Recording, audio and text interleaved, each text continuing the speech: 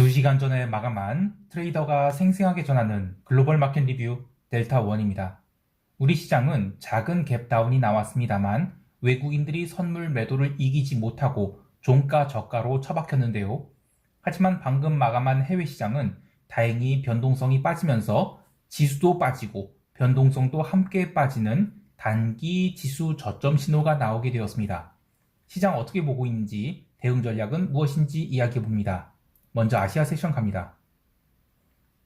코스피 선물은 나스닥 지수가 마이너스 2%가 넘는 하락을 했음에도 불구하고 생각보다 갭 다운이 크지 않았습니다. 홍콩 세션이 열리기 전까지 우리 시장은 계속해서 320선에서 지지를 받으면서 짧은 구간에서 빠른 하지만 의미 없는 등락을 거듭했는데요. 가장 큰 이유는 선물 베이시스 때문이었습니다. 오늘 일중 베이시스를 보면 콘텐고 0.4포인트를 갖다가 백오데이션 마이너스 0.2포인트를 갖다가 하는 식으로 현물은 적극적인 매도세도 매수세도 없었지만 선물만 매도가 쌓이면서 지수가 조금 반등하려고 하면 외국인들이 선물 매도를 강하게 눌러서 지수를 누르고, 그렇게 지수가 눌리면 선물 매도 압력이 사라져서 선물 베이시스가 다시 살아나고, 반등이 나오면 또 선물 매도가 나오고 하는 식으로 베이시스가 춤을 췄는데요. 잔존일이 많이 남아있는 상황에서는 베이시스가 이 정도 춤추는 것은 별 영향이 없어요. 근데 지금은 쿼드러플 만기가 진행 중인 9월물이 선물과 옵션 모두 근월물로 거래되고 있기 때문에 베이시스 이런 급격한 변화는 선물과 현물, 그리고 선물과 옵션 또는 현물과 옵션이 차익 거래를 유발시키게 됩니다. 평소에는 선물과 현물이 차익 거래의 주된 주체로서 상호작용을 하지만 오늘은 프로그램 매매가 사실상 개점 휴업을 보였는데요. 가장 큰 이유는 외국인이 리버셜 거래 때문이었습니다. 지금 9월물 같은 경우에는 선물과 현물, 옵션이 모두 한꺼번에 만기가 되죠. 그래서 현물보다는 선물과 옵션이 차익 거래가 많이 발생합니다. 이 외국인이 리버셜 차익 거래를 유발시킨 주체는 개인이 풋옵션 손절매 때문이었어요. 지수가 월요일이 갭다운 이후 반등을 끝까지 했으면 괜찮았겠지만 오후장에 반등에 실패하면서부터 풋옵션에서 골고루 손절매성 환매수가 나오기 시작했죠. 특히 305 풋옵션은 하루에만 무려 9,000계약이 미결제 일정이 감소를 하고 302로 롤링 다운이 되었는데요. 이렇게 롤링 다운이 이루어질 때 옵션이 일시적 고평가 현상이 발생하게 됩니다. 그래서 어제의 하락에는 선물 미결이 그닥 크게 증가하지 않았지만 오늘은 확연히 옵션 고평가가 생기면서 선물 미결 작정이 장중에 무려 14,000계약 가까이 증가하게 되어서 이번 물 들어서 다시 하락 배팅이 시작됐다라고 볼 수는 있지만 오후 2시에는 외국인들이 급격히 선물 매도를 걷어내면서 포지션을 걷어냈어요. 그래서 우리 시장도 단기적으로는 바닥을 찍었다라고 할 수 있겠습니다. 문제는 시장이 단기 바닥을 찍은 것과 반등이 나올 것인가, 이거는 다른 문제가 되겠는데요. 시장의 컨센서스는 이번 잭슨홀 미팅에서 기대할 게 없다는 겁니다. 그리고 이번 하락 조정이 진원지는 미국이 아니라 유럽이에요. 유로존이 에너지 위기가 계속되면서 결국 유로존은 인플레이션 문제를 해결하기 위해 극약 처방을 할 수밖에 없거나 파국으로 치닫거나 둘 중 하나가 될 것 같거든요. 그래서 유로화가 약세를 보이고 유로존 채권들이 밀린 것이죠. 근데 그거에 비하면 증시는 생각보다 강했다는 거 여러 번 제가 얘기했었죠. 그러다가 지난주부터 증시가 밀리기 시작해서 이번 주까지 조정을 받은 것은 자연스러운 조정일 뿐 다시 저점권으로 처박히기는 쉽지 않다, 이렇게 보고 있는데 이제 남은 과제는 지난주에 이어서 이번 주도 음봉을 완성시킬 거냐 이겁니다. 지난 8월물 만기 때 지수가 315선에서 계속해서 지지를 보였다가 레벨업을 했죠. 그래서 이 구간을 뚫고 계속 내려가는 것은 쉽지 않아 보이지만 우리 시장이 글로벌 시장 선두에서 지수를 미리 당겨 올린다? 이렇게 보는 것도 기대하기 어렵겠죠. 따라서 이번 주도 반등 시 매도 관점 계속 유지하면서 주요 이평선들이 계속 꼬이는 과정을 보내고 나서 다음 주에 반등이 나온다면 그때는 시장이 쌍봉을 만들어 간다라고 보고 대응할 거예요. 그러니까 다이렉트로 315포인트 이하로 내려간다 보진 않고 주 후반 들어서는 325를 탑으로 하는 콜 버터플라이를 짜서 다음 주에 있을 반등을 기대해 보는 정도. 물론 반등이 안 나면 버터플라이는 그냥 휴지되면 되는 거고요. 이렇게 대응할 생각입니다. 오늘 외국인들이 선물 매도가 대량 나왔지만 장중에 계속해서 리버셜 차익 거래로 이익을 고정시켰다는 점, 그리고 오후 들어서는 선물 매도를 4천억 가까이 걷어냈다는 점, 그리고 현물은 적극적인 매도나 매수를 하지 않고 있다는 점, 이런 것들은 긍정적인 부분입니다. 여하튼 가장 이상적인 상황은 해외 시장 이슈로 갭 상승이 나왔을 때 이 숏을 잡아서 종가까지 밀어붙이되 신저가 만들지 않는 이런 게 나오면 이제 이건 반등을 앞둔 마지막 눌림 패턴이거든요. 그래서 그게 나오기 전까지는 계속 그냥 약하방 포지션 밀어붙이도록 하겠습니다. 옵션 시장에서는 콜옵션 신규 발행이 대량으로 쌓이면서 위쪽을 막아놨어요. 그래도 뭐 감당할 수 없는 양이 미결이 쌓인 것은 아니고 327과 332 이 구간에서 미결이 대량으로 쌓였죠. 그래서 327이 아니라 320부터 330 이 구간에서 지금 미결이 대량으로 쌓였어요. 그래서 아직까지는 뭐 반등의 가능성은 살아있다라고 할 수 있겠습니다. 그리고 여전히 풋옵션 미결이 과하게 쌓여 있어요. 특히 330, 320 이 두 행사가에 대량으로 쌓여 있는 미결 작정은 이게 하루 이틀 쌓인 게 아니에요. 오래전부터 쌓인 거죠. 그래서 마켓메이커들이 이들 옵션을 환매하기 전에는 진정한 하방 시세는 나온다고 보기 어렵죠. 예. 지수 선물이 수요일을 눌린다. 그러면 뭐 이들 옵션은 조금씩 환매가 나올 것 같아요. 근데 이들 옵션에서 환매가 나온다? 그러면 저희 선물 매도, 풋 매도 포지션, 요거는 이익을 일부 반납하더라도 롤링 다운을 하도록 하겠습니다. 이제 유럽 세션 넘어갈게요.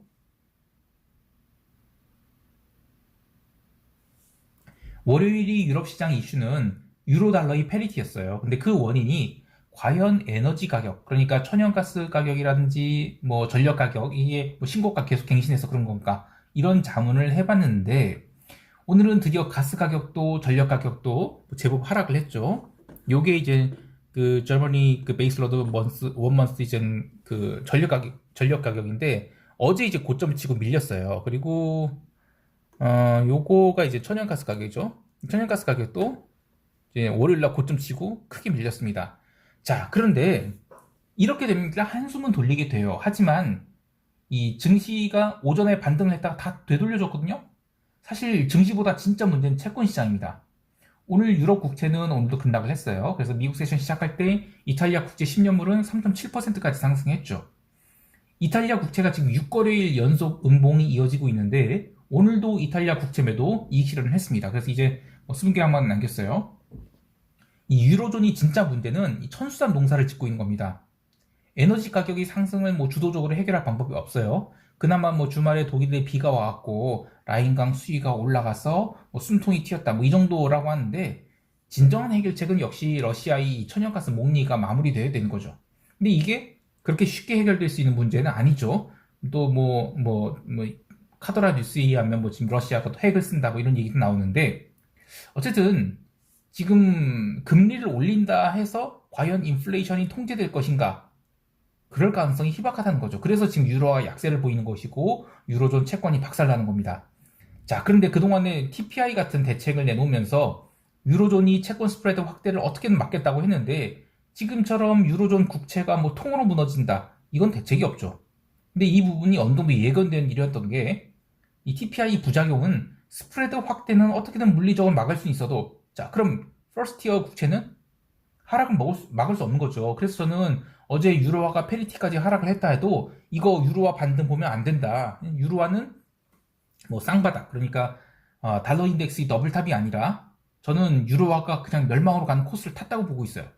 다만 어떤 선택을 할 것인가, 예를 들면 이제 내가 유로스탁스 숏을 칠 것인가, 뭐 유로화를 숏 칠 것인가, 유로존 퍼스트티어 국채를 숏 칠 것인가, 세컨티어 국채를 숏 칠 것인가, 이런 거는 각자의 리스크 선호도에 따라 결정할 일이겠지만 대추세는, 그러니까 유로존 멸망각, 이 대추세는 변함이 없다, 이렇게 보고 있어요. 자, 또 하나 기대하고 있는 것은 이번 주 들어서 유로존 국채 하락에 따른 이 ECB 인사들이 발언이 있을 거라고 봤는데 오늘은 ECB 파네타 집행이사의 발언이 있었죠. 근데 완전 엉뚱한 얘기를 한 거예요. 리세션이 나타난다면 이것이 인플레이션 압력을 완화할 것이다. 전쟁이나 무역, 불확실성으로 유로존 리세션 가능성이 커지고 있다. 아니 무슨 달나라에서 살다 왔나?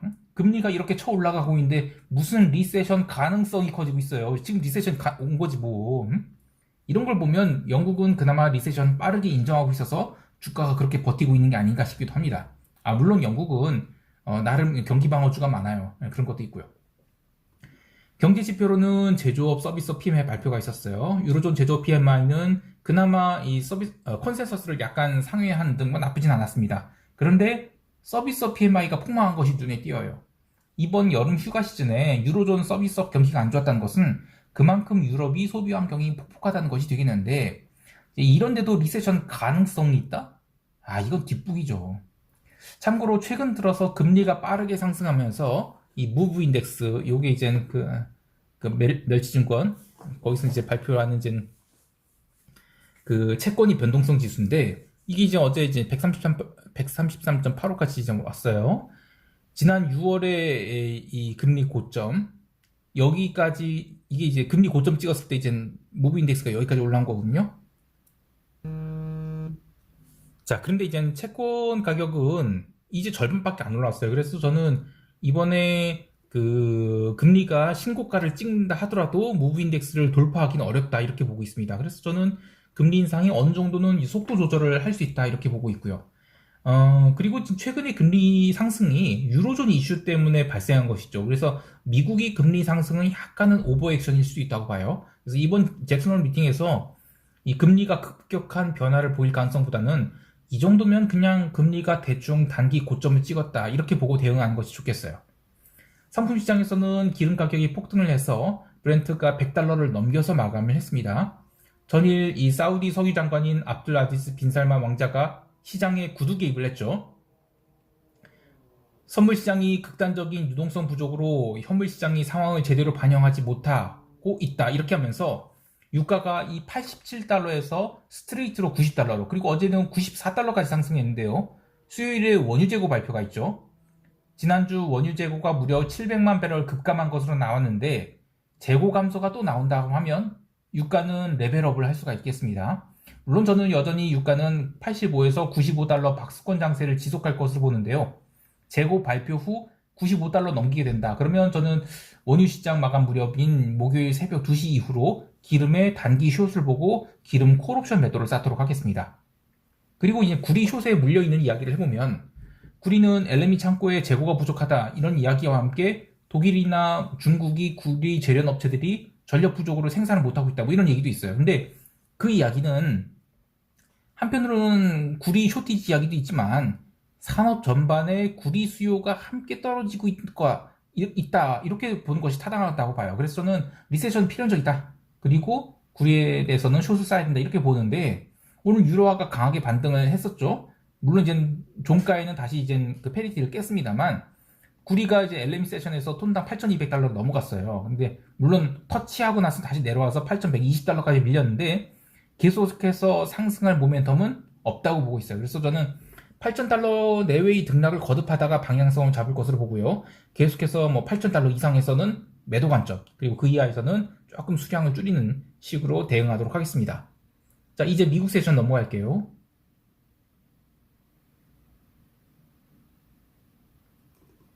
미국 증시는 장 초반에 이 테슬라를 포함한 나스닥 중심의 매수세가 들어오면서 초반에는 반등에 성공했어요. 근데 유럽 세션이 이제 장중에 이 상승폭을 모두 반납하고 음봉으로 처박히면서 미국도 윗꼬리를 달고 음봉으로 마감했는데요. 전반적인 진폭이 크지 않아서 변동성 선물은 하락했습니다만 변동성 지수는 올라서 콘텐고 폭이 줄어들었어요. 이렇게 변동성 선물 콘텐고 폭이 줄어들었다는 얘기는 2차 하락 파동이 남아있을 수 있다 이런 의미가 되는데, 물론 당장 풀어진다는 뜻은 아니고 오늘이 일중 진폭을 고려하면 여전히 변동성이 높아서 오늘은 하락 도중 잠깐 쉬어간다 이 정도로 정리할 수 있겠습니다. 근데 개별 종목에서는 몇 가지 의미 있는 흐름들이 있었는데요.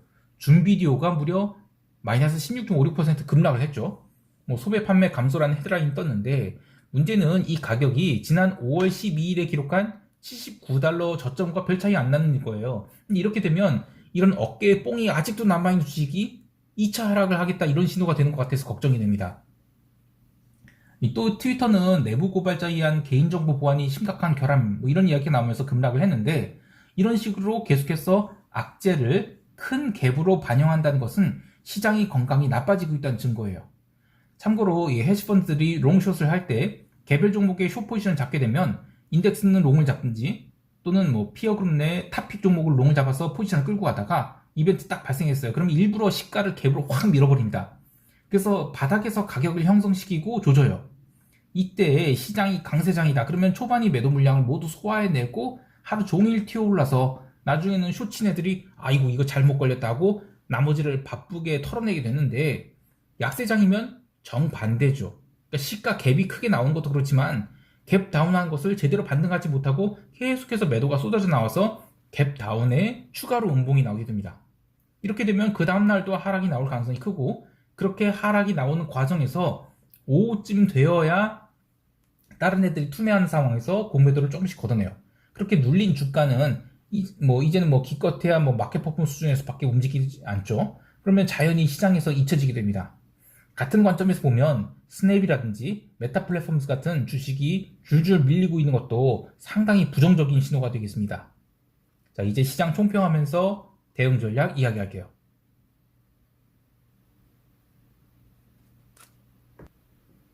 우리 시장은 야간 선물도 반등을 하고 또 변동성도 하락을 해서 320선 공방을 할 것으로 보는데요. 현재 콜옵션 변동성이 풋옵션에 비해 크게 저평가되어 있어요. 그래서 일시적인 그리고 강한 반등이 나올 수도 있습니다. 따라서 갭 상승이 나온 상황에서는 오늘 같은 경우에는 콜옵션 매도를 네이키드로 쌓는 것보다는 외가격 콜옵션 매수를 끼우고 동적 스트레들 매도로 대응하는 것이 좋겠고요.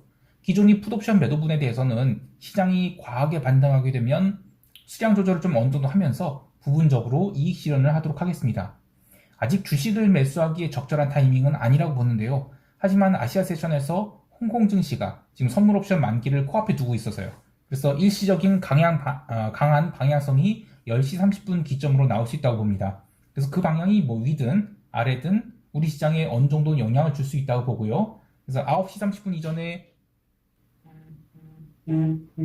상승이 크게 나오게 되면 숏을 더 늘리는 기회로 삼고 또 10시 30분 이후로 시장이 바닥을 찍고 반등을 한다? 그럼 오후장에는 숏을 늘리지 않도록 하겠습니다. 해외 시장에 대해서는 이제 시장이 슬슬 바닥 다지기를 하고 있다고 봅니다. 일방적인 하락도 하루 정도는 쉬어갈 수 있다 이렇게 보고 있는데 하지만 오늘 내일 반등이 나온다. 그러면 금요일은 또 눌림이 나올 수 있다고 봐요. 반대로 이번 주 내내 양음양 일봉이 엇갈리면서 방향성이 나오지 않을 경우에는 다음 주에 눌림이 나왔다가 반등이 나오면 그때는 쌍봉 만들러 가는 의미 있는 반등이 나온다 이렇게 보고 대응하도록 할 거예요. 아참 오늘 뉴스에 줄리안 로버슨 타이거 매니지먼트 컴퍼니의 회장이 부고가 떴어요. 향년 90세이십니다. 돌아가셨는데 이분이 48세에 회사를 차렸으니까 참 오래 하셨죠. 근데 이분이 제자 중에 전설적인 인물이 하나 있어요. 빌 황. 이 양반이 있는데 한국에도 투자를 많이 해서 좋은 성과를 거뒀지만 따지고 보면 미개한 한국 시장에 헤지펀드의 아주 뜨거운 맛을 보여준 양반들이죠. 한국이 젊은 친구들, 똑똑한 친구들이 이제는 나가서 CME 가서 판돈을 열심히 긁어오기를 기대하겠습니다. 자, 오늘 시황은 여기까지 하겠습니다. 오늘도 성공 투자하시길 바라고요. 이상 델타원이었습니다. 감사합니다.